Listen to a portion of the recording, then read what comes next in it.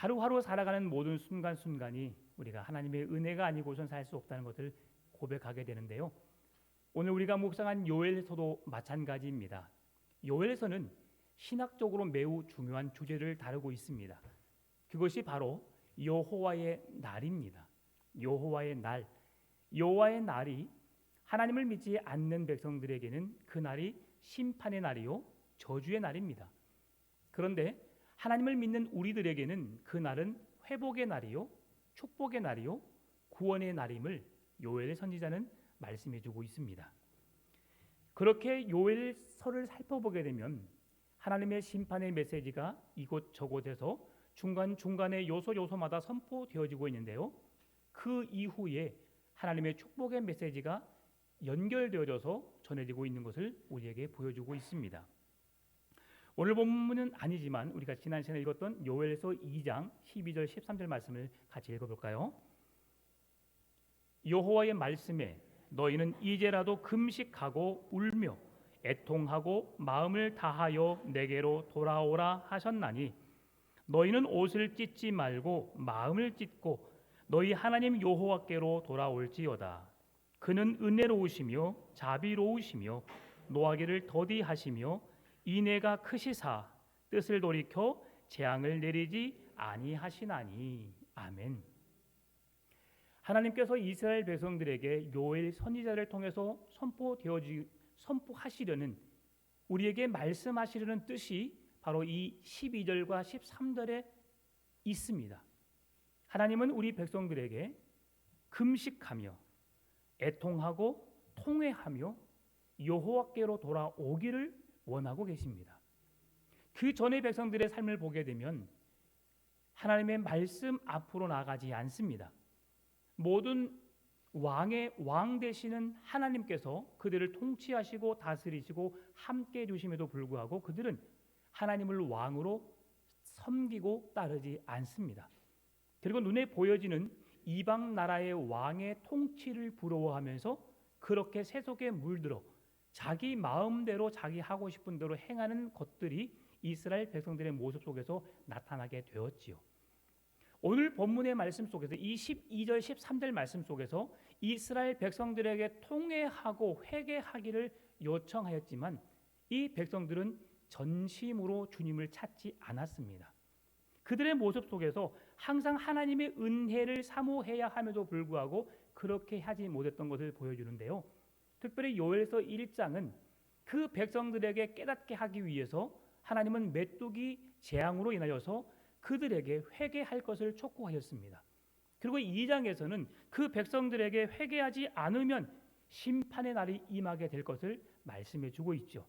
그리고 3장에서는 하나님께서 회개하지 않는 백성들에게 심판을 내리실 것인데 그러나 이스라엘 백성들에게 돌이킬 것을 하나님 앞에 나와 회개하고 용서를 구하고 전심으로 여호와를 찾는 자들에게 하나님께서 은혜를 베푸셔서 여호와의 날이 심판의 날이지만 그들에게 저주로 임하는 날이 아니라 그들이 회개하고 돌이키게 되면 구원의 날, 회복의 날, 축복의 날로 변화시켜 주시고 이스라엘 백성들이 받아야 할 그 저주 멸망을 대신 오늘 4절에서 말씀해 주고 있는 두로와 시돈과 블레셋 사람들이 받아 누리게 하시겠다고 주님은 말씀해 주는 것입니다.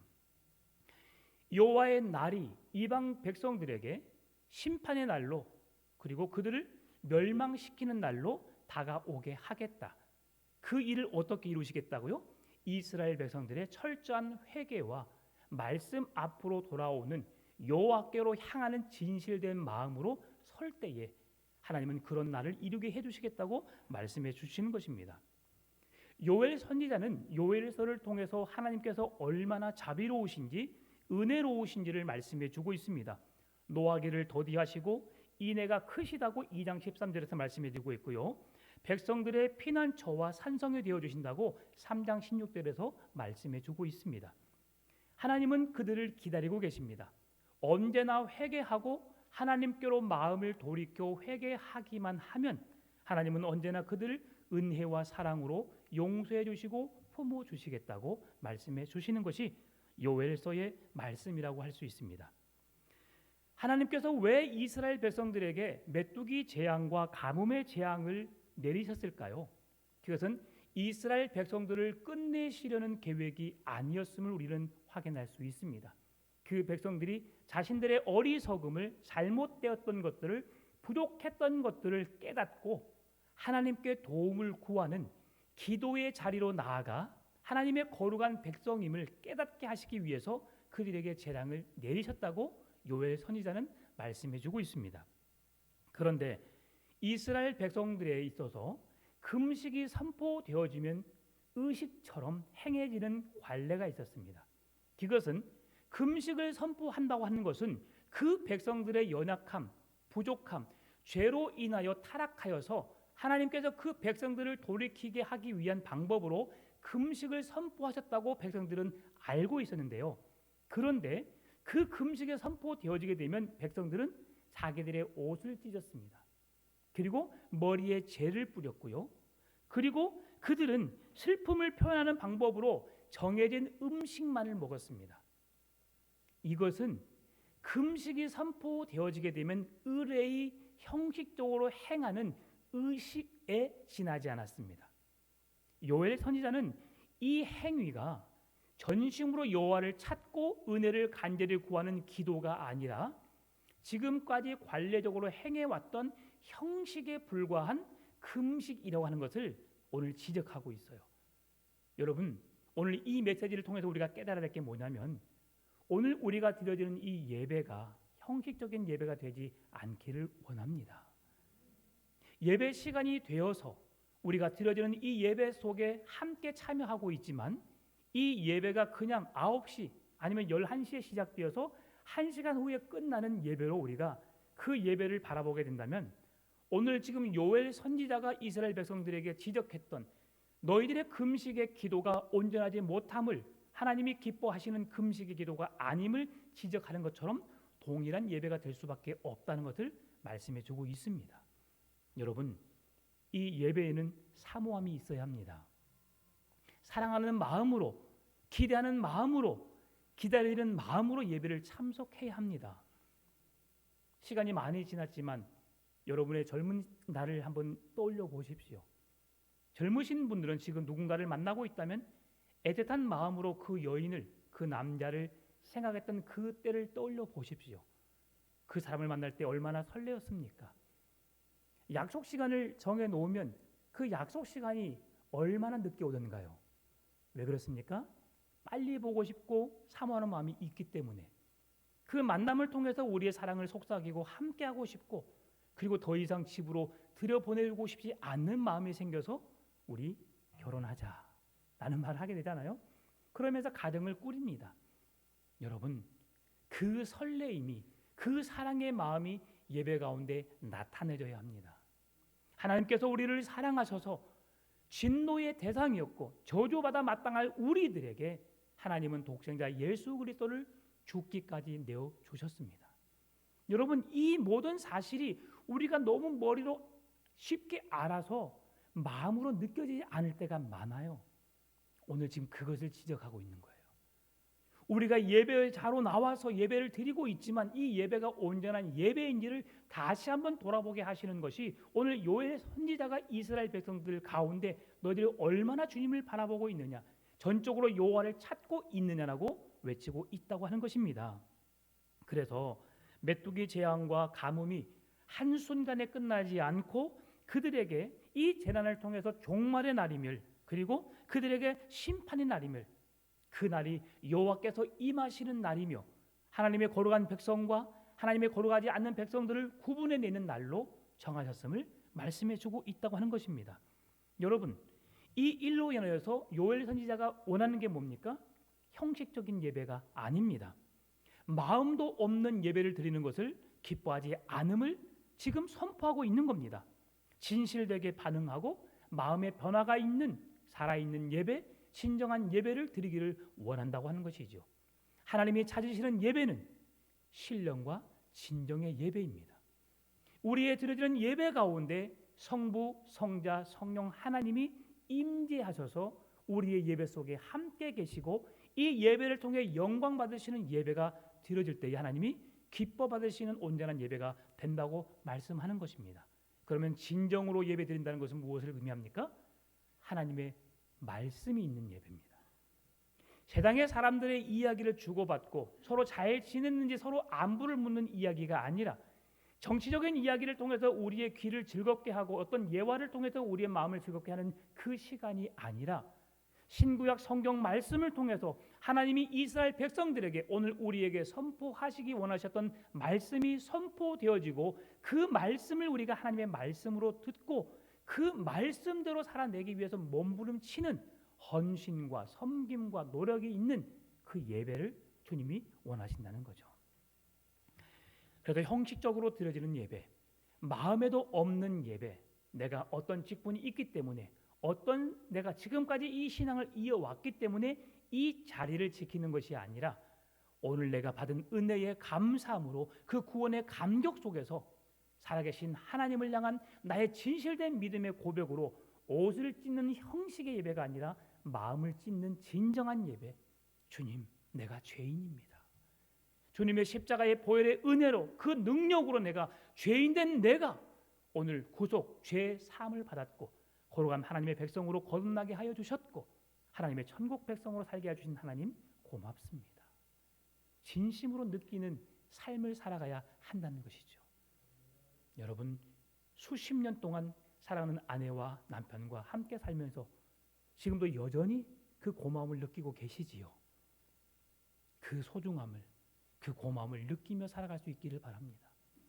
때로는 고마움보다, 사랑의 표현보다 퉁명스러운 말로 상처를 주고 어려움을 줄 수도 있지만 그러나 내게 가장 소중한 사람, 그 사람을 위해서 내가 존재하고 그의 돕는 배필로 서로 서 있음을 인정하시고 주님이 나를 위해 희생하시고 사랑해 주셨고 구원해 줬던 것처럼 그 놀라운 사랑을 사랑하는 아내에게, 남편에게 쏟아붓는, 가족들에게 그 사랑을 표현하는 우리 풍암전원교회 모든 성도님들의 가정이 되었으면 좋겠습니다. 오늘 이 예배 속에서 우리가 함께 살펴봐야 할 말씀이 뭐냐면 오늘 본문의 2절 말씀이에요. 2절 말씀. 자막에는 없지만 우리 말씀을 한번 같이 읽어볼까요? 내가 만국을 모아 데리고 여호사밧 골짜기에 내려가서 내 백성 곧 내 기업인 이스라엘을 위하여 거기에서 그들을 심문하리니 이는 그들이 이스라엘을 나라들 가운데서 흩어버리고 나의 땅을 나누었음이며. 아멘. 하나님께서 이스라엘 백성들을 너무나도 사랑하시지요. 그리고 그들을 구원해 내시기 위해서 그들에게 회개할 수 있도록 그들에게 깨닫는 은혜를 베푸셔서 하나님께로 나아오도록 주님은 적극 말씀해 주고 있습니다. 그러면서 오늘 2절에서 말씀해 주고 있는 핵심의 메시지가 뭐냐면 여호사밧 골짜기예요. 이 여호사밧 골짜기는 우리에게 두 가지로 표현해 주고 있습니다. 하나는 우리가 잘 알고 있는 여호사밧 왕에 대한 이야기를 말씀해 주고 있고요. 또 하나는 원어적인 의미에서 여호사밧이라고 하는 여호와 사밧이라고 하는 하나님의 심판이라는 뜻을 가지고 있습니다. 그래서 우리는 이 말씀을 통해서 우리가 오늘 여호사밧 왕이 이루었던 업적, 그의 신앙의 삶을 한번 돌아보게 되고요. 그리고 여호와 사밧이라고 하는 하나님의 심판이 어떻게 임하는지를 두 가지 의미에서 우리가 살펴보기를 원합니다. 첫 번째로 여호사밧은 어떤 사람입니까? 이스라엘의 하나님을 잘 믿는 왕 중에 한 사람이었어요. 여호사밧에 관한 이야기는 역대하 20장에서 우리에게 말씀해주고 있는데요. 어느 날 암몬과 모압 족속이 메뚜기처럼 많은 무리가 모여서 이 유다 백성들을 치러 올라옵니다. 이때에 암몬과 모압 족속이 이 유다 백성들을 치러 올라오는 그때에 여호사밧이 왕으로 직임을 감당하고 있었는데 그는 왕으로 할 수 있는 것이 아무것도 없었어요. 여러분, 내가 책임자로 있는데 내가 무언가를 해야 할 그 중요한 위치에 있는데 내가 손을 쓸 수 없는 상황에 놓였다고 한번 생각해 보십시다. 얼마나 힘들까요? 아무것도 할 수 없는 내 위치가 얼마나 초라하게 느껴졌을까요? 그런데 여호사밧은 그때에 하나님께 나아가 간절히 기도합니다. 하나님께 무릎을 꿇고 주의 은혜를 간구합니다. 하나님, 우리 힘으로는 이 전쟁에서 승리할 수 없습니다. 하나님은 온 세상의 창조주로서 이스라엘 백성들을 지키시는 하나님으로서 우리의 전쟁에서 우리를 지켜 주옵소서. 그리고 원수들을 물리쳐 주시고 저희들로 하여금 하나님을 찬송하는 입술의 고백이 끊이질 않게 하시고, 마지막에 중요합니다. 하나님을 끝까지 믿는 믿음의 사람으로 서가게 하옵소서. 이게 여호사밧의 고백입니다. 전쟁 상황 중에서 내가 창과 칼과 무기를 들고 맞서 싸울 수 없는 연약함 속에 있지만 여호사밧이 행할 수 있는 최선의 것은 전능하신 하나님, 창조주 하나님, 전쟁을 주관하시는 그 하나님 앞에 나가 무릎 꿇어 기도하는 것이었습니다. 그리고 나의 뜻을, 나의 욕심을 펼치는 기도가 아니라, 하나님, 저희들은 죄인입니다. 우리 힘으로 할 수 없습니다. 주의 힘이 필요합니다. 주의 도우심이 필요합니다. 그리고 하나님이 그 전쟁에서 적군들을 물리쳐 주시고 우리로 하여금 하나님의 이름을 찬송하게 해주시고 우리의 믿음이 변질되지 않도록 붙잡아 주옵소서. 여러분, 이 기도가 우리의 기도가 되었으면 좋겠습니다. 여호사밧이 하나님께 간절히 기도하고 나니까 하나님께서 성령의 감동이 된 한 사람을 보내주세요. 그리고 여호사밧에게 그 백성들 앞에 이렇게 말합니다. 걱정하지 말아라. 너희들은 전쟁에 신경 쓰지 말아라. 내가 모압과 암몬을 대신하여 싸워 주겠노라. 그리고 너희들은 그냥 구경만 하면 된다라고 말합니다. 여러분이 하나님께 기도했습니다. 하나님, 우리 힘으로 아무것도 할 수 없습니다. 하나님 도와주세요. 하나님이 적군들과 맞서 싸워주세요. 우리는 하나님을 찬송하고 우리의 믿음이 변치 않도록 주님 이끄세요라고 기도했는데, 한 사람이 나타나서 성령이 감동되어서 내가 모압과 암몬을 무찔러 주겠다, 너희들은 구경만 해라라고 말씀하신다면 여러분 어떻게 반응하시겠습니까? 오늘 우리의 신앙의 삶을 한번 돌아보았으면 좋겠어요. 내가 믿음으로 간구했지만 보여지는 현실 앞에 지금 모압과 암몬의 군대가 우리를 향하여서 적군들이 달려오고 있습니다. 조금만 지체하면, 왕으로서 어떠한 판단의 미스가 생기게 되면 모든 백성들은 모조리 죽을 수밖에 없는 상황에 놓여 있습니다. 내가 믿는 하나님을 향하여서 기도했는데 하나님이 보내신 한 사람을 통해서 응답이 왔을 때 여러분 어떻게 반응하시겠습니까? 이때 여호사밧의 과감한 행동이, 과감한 믿음의 노력이, 믿음의 모습이 나타납니다. 그것은 뭐냐면 그들 가운데, 암몬과 모압과의 전쟁 가운데 이 여호사밧 왕은 전쟁에 나갈 용사들을 부르지 않습니다. 그리고 그들에게 주님을 찬송할 찬양대를 세웁니다. 오늘 우리의 찬양대가 얼마나 중요한지를 오늘 말씀해 주는 거예요. 하나님께 올려드릴 찬송이 얼마나 아름다운지를, 주님이 얼마나 기뻐하시는지를 말씀해 주고 있는 겁니다. 여호사밧은 이 한 사람이 고백한 말을 하나님의 말씀으로, 하나님의 메시지로 믿은 겁니다. 그리고 그 믿음의 순종의 결과로 어떤 모습을 보이느냐? 군대는 하나님이 편성하여서 그 적군들을 물리쳐 주실 것이라는 확신 있는 믿음으로 여호와를 내가 기도했던 것처럼 하나님을 찬송하겠습니다. 내 믿음이 변치 않도록 내가 노력하겠습니다라는 믿음의 고백 속에서 찬양대를 구성하여서 전쟁의 선두에, 이 유다 백성들의 선두의 자리에 찬양대를 앞세워 하나님을 찬송하겠다는 거예요. 그리고 하나님을 찬양하고 찬양대를 앞세워 믿음으로 나아간 그 백성들, 그리고 유다 백성들은 찬양대를 앞세우는 그 뒤에 후미에서 그 전쟁의 상황을 지켜볼 수 있는 구경꾼으로서만 전쟁에 참여하게 됩니다.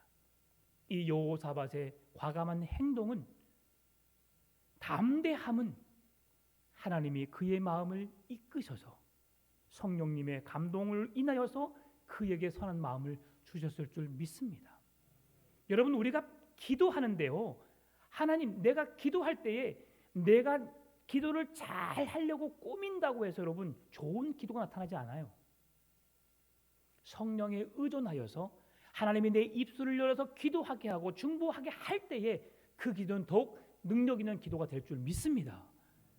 우리가 얼마나 주님을 신뢰하느냐, 얼마나 주님을 바라보고 믿고 따라가느냐에 따라서 하나님은 우리의 입술을 열어 담대한 믿음을 선포하게 하시고요, 그 일들을 역사 속에 행하게 하신다는 사실이에요. 그러다 보니까 여호사밧이 믿는 하나님께서 군대 조직을 이루지 않고 찬양대만을 앞세워 갔을 때에 어떤 일이 벌어지느냐, 놀라운 일이 벌어집니다.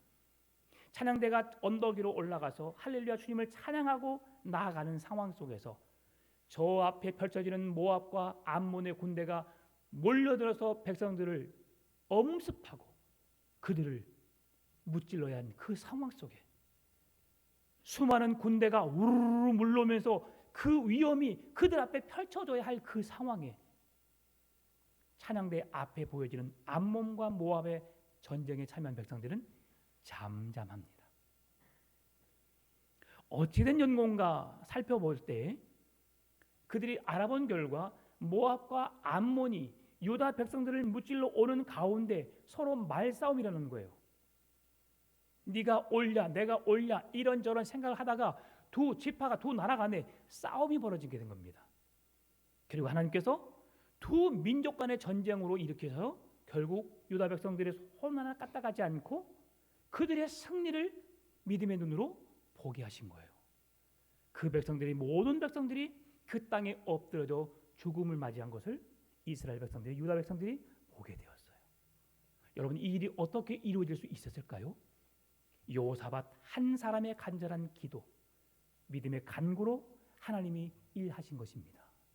여러분, 오늘 우리의 믿음이, 우리의 간절한 기도가 여호사밧 왕처럼 하나님께 은혜를 구하고 주의 능력을 힘입어 담대히 나아갈 수 있는, 하나님의 말씀을 온전히 믿고 신뢰하고 따를 수 있는, 전쟁 속에, 위험한 상황 속에, 절박한 상황 속에, 죽음의 위험 속에서도 여러분 주님을 신뢰하는 온전한 믿음의 사람으로 서 가시기를 바랍니다. 이스라엘 백성들이 형식적인 신앙의 모습으로 의뢰의 금식 기도는 이렇게 해야 돼. 옷을 찢고 머리에 재를 부르고 구별되는 음식을 먹는 형식적인 예배, 형식적인 금식의 기도가 아니라 전능하신 하나님, 만군의 여호와 하나님을 온전히 신뢰하고 그 말씀을 붙잡음으로 인하여서 내 안에 살아계신 하나님, 오늘도 역사하신 그 하나님을 붙잡고 그 하나님과 함께하는 것이 우리가 살아내야 할 신앙의 모습이라고 하는 것입니다. 여러분, 이렇게 되어서 하나님 그들은 승리케 하신 거예요. 그리고 이 역대하 20장 25절 말씀 보면 어떤 일이 일어나느냐, 여호사밧이 그 시대의 전쟁에 승리하게 되면 그 패배한 백성들의 전리품을 챙기는 일이 있었거든요. 그들의 전리품을 챙기는데 3일이 걸렸다고 말씀해 주고 있어요. 어마어마한 것들을 거두게 되는 것이죠. 여러분, 내가 잘 살려고 노력한다고 내가 잘 사는 게 아닙니다. 우리의 믿음을 지키게 되면 하나님이 적절한 때에 필요한 은혜를 부어주실 줄 믿습니다. 여러분, 과한 것, 더 부한 것, 더 좋은 것 누가 원하지 않겠습니까? 다 원하지만 우리가 말씀 앞에 서 있을 때에 주의 은혜를 간구하고 주의 은혜 가운데 살아낼 때에 하나님은 우리에게 필요한 만큼 넉넉하게 풍족히 채워주시는 하나님이심을 믿습니다. 그 하나님을 경험하며 사시게요. 그렇게 이 여호사밧 골짜기에서 여호사밧에 대한 믿음을 하나님이 원하시는 거예요. 그랬더니 백성들이, 왕이, 제사장들이, 장로들이, 교회 지도자들이 회개하고 전심으로 여호와께 은혜를 구하고 죄인됨을 고백하고 하나님이 우리를 도와주실 전능자 되심을 고백해 나갈 때에 이제 하나님은 그들의 편에 서서 그들을 위해서 일하시는 모습을 이 여호사밧 골짜기에서 보여주고 있습니다. 시돈과 두로와 블레셋 사람들, 이들은 공통적으로 이스라엘을 괴롭히는 민족의 특징적인 사람들이었습니다. 이스라엘 백성들을 괴롭히는 자 하면 두로와 시돈과 블레셋이라는 나라를 그들에게 모델 삼아서 모범적으로 그들이 압도적으로 지배자임을, 이스라엘 백성들을 괴롭혔던 자임을 말씀해 주고 있는데요. 이들이 열국 중에서 이스라엘 백성들을 흩어버리고 제비 뽑아서 그 땅을 차지했고 그 아이들을 어떻게 했습니까? 끌어가서 소년을 기생과 바꾸고 소녀를 술과 바꾸어 마셨습니다. 자기들의 육체적인 쾌락, 성적인 욕구를 위해서, 자기들의 만족을 위해서 이스라엘 유다 백성들이 짓밟히고 어린 아이들이 창기를 대신해야 하고 술과 바꿔지는 인생을 살아감에도 불구하고 그들은 눈 하나 깜빡하지 않고 자기들의 욕구를 채우는 일에만 급급했던 그들을 이제는 하나님께서 이스라엘의 하나님이 되어주심으로 역으로 그들에게 대응해 주시겠다고 말씀해 주는 것입니다. 여러분, 전쟁은 나에게 속한 것이 아닙니다. 전쟁은 철저하게 만군의 여호와 전능하신 하나님의 손에 달려 있음을 믿으시기 바랍니다. 내가 싸우려고 하지 마십시오. 내가 뭔가를 해내려고 노력하지 마십시오. 그러면 사람과의 관계 속에서 더 큰 문제가, 더 어려움이 생길 수 있습니다. 내가 해야 할 일을 묵묵히 성실하게 감당해냄으로 인하여서 하나님이 나를 통해 일하실 수 있도록 주의 도우심을, 은혜를 간구하며 살아가는 믿음의 백성들 될 수 있기를 바랍니다. 그랬을 때에 하나님은 이스라엘 백성들을, 한때는 이스라엘 백성들을 심판하는 도구로 두로와 시돈과 블레셋 그리고 아스루와 바벨론을 사용하셨지만 결국 하나님은 이들의 손에서 그 백성들을 구원해 내실 것을, 이제는 이스라엘 백성들을 깨닫게 하기 위해서 너희들을 사용했지만 이스라엘 백성들이 깨닫고 회개하고 돌이키고 나니까 이제 나는 너희들을 사용했었지만 이제 미안하다. 내가 너희들이 이스라엘 백성들에게 행한 대로 내가 그대로 보응해 주겠다. 한편으로 보면 하나님이 왜 그러실까라고 생각할 수 있지만 하나님은 철저히 누구 편이에요? 하나님의 백성들의 편이십니다. 하나님을 믿고 따르고 신뢰하고 의지하는 그 백성들의 하나님이 되어주시는 겁니다. 요한복음 5장 29절 말씀 보면 선한 일을 행하는 자는 생명의 부활로 악한 일을 행한 자는 심판의 부활로 나오리라. 선한 일이 무엇입니까? 하나님을 나의 주인으로 나의 구원자로 믿고 따르는 자들에게는 생명의 부활로, 하나님의 나라가 나에게 임하는 나라가대로 하나님의 나라가 나의 삶의 실제가 되게 해주시고, 하나님을 믿지 않고 하나님을 거역하고 그 뜻을 따르지 않는 자들에게는 심판의 부활로 평생 슬피 울며 이를 가는 고통과 슬픔과 영원한 죽음이 그들에게 미치게 될 것을 말씀해 주고 있는 겁니다. 사랑하는 성도 여러분, 우리의 미래는 하나님의 손에 달려 있습니다. 그런데 그 미래가 결정되어지는 것은 언제 결정되어지냐면 바로 지금입니다. 내가 지금 전적으로 주님을 의지하고 신뢰하고 바라보고 있는가? 오늘 여호사밧이 간절히 기도했던 것처럼 주님, 내가 나의 힘으로 할 수 없습니다. 주님이 나를 대신하여 싸워 주옵소서. 내가 주님을 찬송하고 나의 믿음이 변치 않도록 나를 붙들어 주옵소서라는 간절한 기도가 오늘 저와 여러분의 간절한 기도가 되었으면 좋겠습니다. 이 꿈같은 역전의 신앙이 우리의 신앙의 삶 속에서 나타나게 되기를 바랍니다. 세상의 통치자가 되시는 주님을 나의 왕으로 삼고 하나님의 백성이 하나님 나라의 백성다운 삶을 살아가십시다. 세상의 통치자이신 하나님을 나의 주님으로 구원자로 모시고 내가 좋아하는 일, 내가 즐거워하는 일, 나의 유익을 구하며 살아가는 인생이 아니라 하나님의 뜻을 찾고 그 영광을 위해 오늘도 진정한 예배, 하나님이 찾으시는 예배, 기뻐 받으시는 예배, 주님께 영광 돌려드리는 온전한 예배를 드림으로 우리와 함께 하시고 우리를 대신해 싸워 승리하시는 주님의 승리가 우리의 승리로 기쁨으로 감사함으로 맞이하면서 영원한 승리를 맛보며 살아가게 될 성도님이 되시기를 주님의 이름으로 축원합니다. 참 좋으신 아버지 하나님, 감사합니다. 내가 좋아하는 것 그 누구도 말릴 수 없습니다. 예배가 좋아지게 하여 주옵소서. 사모하는 심령으로 충만하게 하여 주시고 하나님의 구원의 은혜를 누리며 살아가게 하여 주옵소서. 감사합니다. 살아계신 예수님의 이름으로 기도드립니다. 아멘. 함께